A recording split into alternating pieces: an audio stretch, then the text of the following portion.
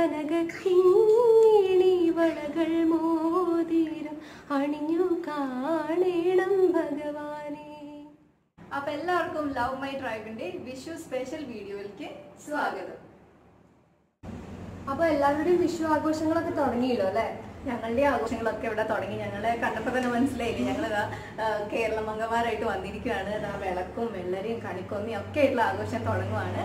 അപ്പം ഇന്നത്തെ വീഡിയോയിൽ എന്താ സിന്ധു നമുക്ക് സ്പെഷ്യൽ നമ്മുടെ വ്യൂവേഴ്സിനുള്ളത്? അതെ, നമ്മൾ ഇന്ന് സ്പെഷ്യൽ ആയിട്ട് ഒരു ചക്കയുടെ റെസിപ്പി, അതായത് ഒരു പായസത്തിന്റെ റെസിപ്പി ആയിട്ടാണ്. വിഷു അല്ലേ, ഇപ്പൊ പായസം എന്ന് കേൾക്കുമ്പോൾ തന്നെ എല്ലാവർക്കും മാത്രമല്ല ഈ സമയത്ത് സ്പെഷ്യൽ സാധനങ്ങളാണ് ചക്കയും ടൈമിലെ ഫ്രൂട്ട്സിൽ പെട്ട ഒന്നാണ് ചക്ക. അപ്പം ചക്ക വെച്ചിട്ടുള്ള ഒരു അടിപൊളി പായസമാണ്, ചക്ക പ്രഥമൻ പായസമാണ് നമ്മൾ ഇന്നത്തെ വീഡിയോയിൽ കാണാൻ പോണേ. ഓക്കെ, അപ്പൊ വീഡിയോയിലേക്ക് പോയാലോ?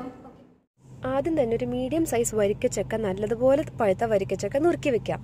അതിനുശേഷം മിക്സിയിൽ നമ്മൾ നല്ലതുപോലെ അടിച്ച് വെക്കാം. അടിച്ചു വെച്ച ചക്ക കൂടാതെ നമുക്ക് ആവശ്യമുള്ളത് ഒരു 1/2 കിലോ ശർക്കര പാനിയാക്കിയത് ഒന്ന് അരിച്ചു വെക്കാം. പിന്നെ ഒരു 10 ഏലക്കായ പൊടിച്ചത്, പിന്നെ ഒരു വലിയ തേങ്ങയുടെ 1/4 പാൽ, അതായത് ഒരു 1/4 ഗ്ലാസ് വെള്ളം ഒഴിച്ചിട്ട് 1/4 പാൽ എടുക്കുക. അതുപോലെ 2 ഗ്ലാസ് ഒഴിച്ച് 2/4 പാൽ എടുക്കുക. 4 ഗ്ലാസ് വെള്ളം ഒഴിച്ചിട്ട് 3/4 പാൽ എടുക്കുക. പിന്നെ അല്പം നെയ്യും.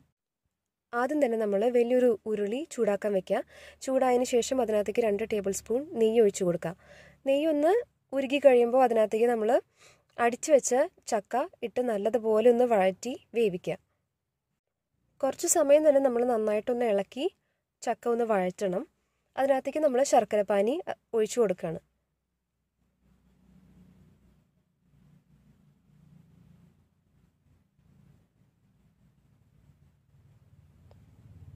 ശർക്കരപ്പാനി ഒഴിച്ചതിന് ശേഷം നന്നായിട്ടൊന്ന് മിക്സ് ചെയ്യുക.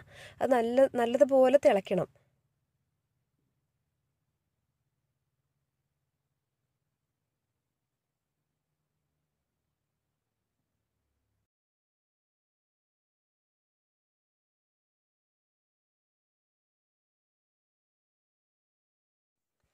ചക്ക ഇതുപോലെ ശർക്കരപ്പാനിയിൽ കിടന്ന് നല്ലതുപോലെ തിളച്ച് വെന്ത് ഒരല്പം ഇങ്ങനെ കുറയുമ്പോൾ നമ്മൾ 3/4 പാൽ ഒഴിച്ചു കൊടുക്കുക.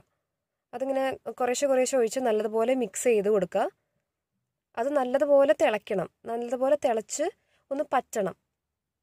അതുവരെ നമ്മൾ നല്ലപോലെ മിക്സ് ചെയ്ത് ഇളക്കിക്കൊണ്ടിരിക്കണം.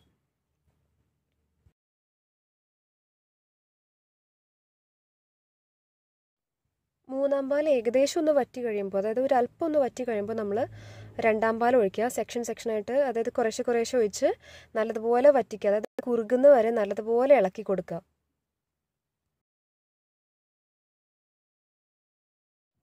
രണ്ടാം പാൽ ഏകദേശം ഒന്ന് കുറുകിയതിന് ശേഷം, അതായത് നല്ലപോലെ ഇളക്കി കുറുകിയതിന് ശേഷം നമുക്ക് 1/4 പാൽ ഒഴിച്ചു കൊടുക്കാം. 1/4 പാൽ ഏകദേശം ഒരു 1/4 ഗ്ലാസ് വെള്ളം ഒഴിച്ചിട്ടാണ് നമ്മൾ ഒരു തേങ്ങയിൽ നിന്ന് 1/4 പാൽ എടുത്തത്. ഈ 1/4 പാൽ ഒഴിച്ചതിന് ശേഷം നമ്മുടെ പായസം തിളയ്ക്കാൻ പാടില്ല, അതൊന്ന് ചൂടാവാനേ പാടുള്ളൂ. ചൂടായതിന് ശേഷം നമ്മൾ ആ ഫ്ലെയിം ഓഫ് ചെയ്യുക. അതുപോലെ നന്നായിട്ട് ഇളക്കി ഈ 1/4 പാൽ പായസത്തിൽ എല്ലായിടത്തും ആയതിനു ശേഷം ചൂടായതിനു ശേഷം മാത്രം ഓഫ് ചെയ്യുക. ഫ്ലെയിം ഓഫ് ചെയ്തതിന് ശേഷം നമ്മൾ പൊടിച്ചു വെച്ച ഏലക്ക ഇതിൻ്റെ മുകളിലൊന്ന് വെതറി കൊടുത്തിട്ട് നല്ലതുപോലെ മിക്സ് ചെയ്യുക. അതുപോലെ തന്നെ കുറച്ച് അണ്ടിപ്പരിപ്പും ഉണക്കമുന്തിരിയും നെയ്യിൽ വറുത്തിട്ട് ആ നെയ്യോട് കൂടെ തന്നെ നമ്മൾ പായസത്തിൻ്റെ മുകളിൽ ഒഴിച്ചു കൊടുക്കുക. അതും നല്ലതുപോലെ നമ്മൾ മിക്സ് ചെയ്ത് കൊടുക്കുക.